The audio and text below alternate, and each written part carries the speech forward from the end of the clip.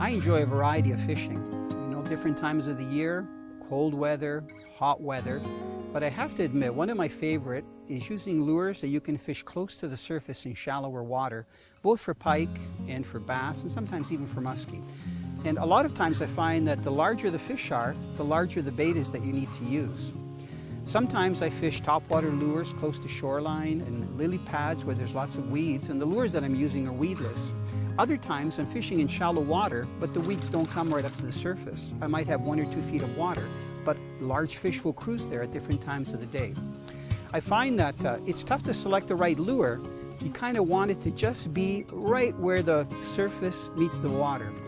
And one lure that I find does a really good job to do that is called a waking minnow. This waking minnow is amazing because it's about 4 or 5 inches long.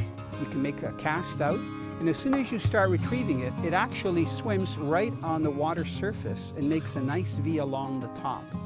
So I love to cast this along shorelines or from weeds where I don't see the weeds come up to the surface, but I know that big fish are laying there. Sometimes they're pike, they just take advantage of it and come out and bang, they grab that thing.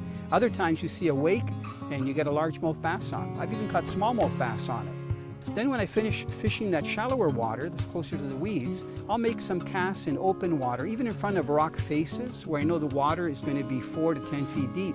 And I crank it quite hard. And when I crank it hard, the action increases. It goes from side to side, but it's only about 1 foot or 6 inches below the surface.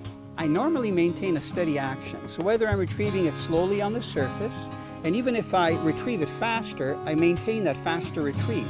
I find that keeping it at a steady retrieve, fish can track it and they can come up to it and grab it. And because you're already retrieving, there's no slack line, you get a very good hook set.